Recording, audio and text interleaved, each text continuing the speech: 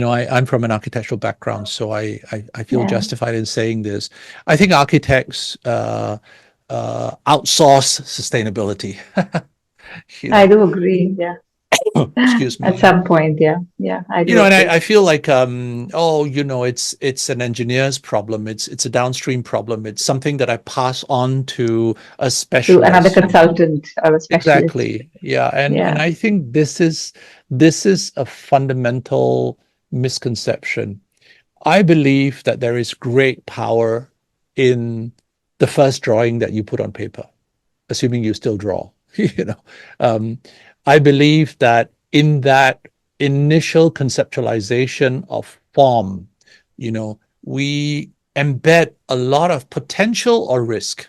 You know, everything that we build, everything that we visualize in the first few weeks of a project often goes on to have consequences for the life of the building, 40, 50, however long the building lasts. Um, and I think that we need to be aware of those decisions. We need to be aware. I think we have to reclaim the power of design, um, which is that, we have, as architects in our hands, the ability to visualize performance in a fundamental way, and this performance is the legacy that lives on, for the life of the building. And I think you can put in the most efficient air conditioning system, but if it's compensating for for excessive your heat mistakes. gain, yeah, for excessive heat Yeah, gain, for instance, then that is not the answer. I would go on to say that apart from reclaiming our inherent power, the power of design, I would say the other thing is that we have to learn to think of ways to work with other disciplines. I think architects sometimes are very territorial. in uh, in their own boundaries. Yeah, in their yeah, own I fortress. mean, we do get very attached to our solutions Yes, and on our ideas, and we fall in love with our own designs. And I do think that the most sustainable buildings are produced through acts of collaboration. You know, and here I feel that and I've been through many projects where I've seen this firsthand, that the other members of the team have as much to offer, the engineers and the exactly. Yeah, landscape architects. And if you bring people on board early and you create a collaborative environment, the cumulative effect of this synergy between people is far greater than just the sum of parts. And I think that we don't give this enough thought, where we've been trained to think of ourselves in silos. And I'm not just saying architects, but all disciplines. We tend to operate in silos. This The second step, I think, past reclaiming the power of design, is also surrendering some of that power to our collaborators, and recognizing that um, the engineer may have part of the solution to the problem that we're trying to solve, and really it's about unpacking those solutions. So I do feel that these are the two big things I would say to architects out there if they're listening.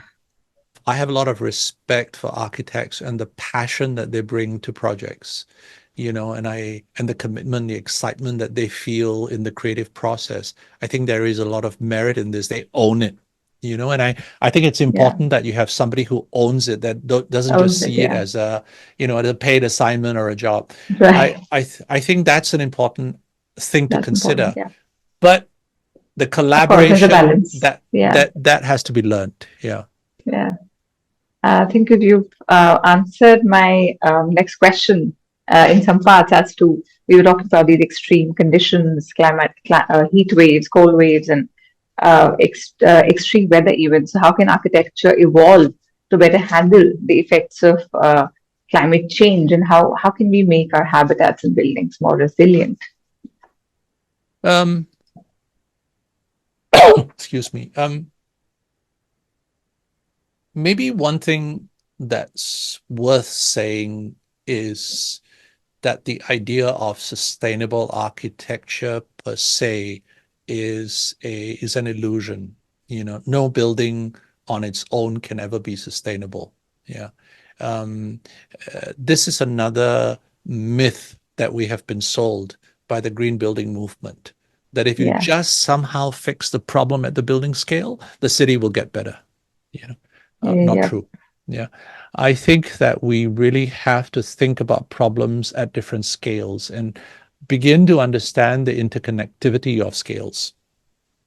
And I really believe the core problem is not what the building does, but what the city does. I think that is the scale that Agree. we have to begin the Agree. conversation.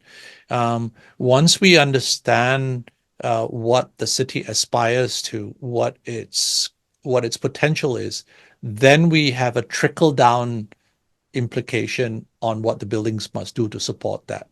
You know, so there must be this idea of a greater whole. Um, you can improve the performance of buildings as much as possible, and one should. But there are far too many, and you know what I'm talking about when I say this, Yeah. there are far too many, green certified buildings built next to slums, you Yes. know, which make no sense at all from a sustainability standpoint, right? So my view is that we have to come in from a different scale. We have to start the conversation at the scale of the city. And then we have to look at what buildings need to do to support that vision, yeah, of sustainability. The city is the scale at which this conversation must begin. Yeah. Um, and from that emerge all good things and bad. Yeah. So I think that's my first observation of this discussion on sustainable buildings.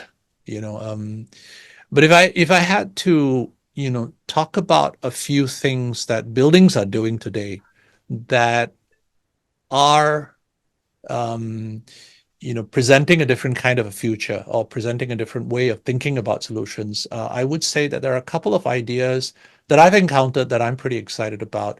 One is the idea of hybrid cooling systems. Um, I think we've been indoctrinated into thinking that, well, the building is either naturally ventilated or it is air conditioned. Right. Actually, it can be both. You know, Yeah. and you studied in NUS, so this SDE4 building that I was involved with, where we developed a hybrid cooling system, which is um, partial air conditioning with ceiling fans. And Right. that system consumes 50% of what a conventional air conditioning system does. Plus, it has added benefits that it's 100% fresh air intake and so on. Right. Right. So I think this is where the future lies. I think we have to break down the boundaries between what the engineers do and what the architects do and come up with hybrid solutions. Yeah. Another a very important hybridized way of thinking is constructed ecosystems that I mentioned earlier. So we often think about landscape as the filigree that you attach to a building when you finish the design, or it's the bit that you decorate the entrance. This is a terrible, terrible way of thinking about it. I think landscape design is the most undervalued discipline uh, I do in the agree. Yeah. sustainability conversation today. Yeah.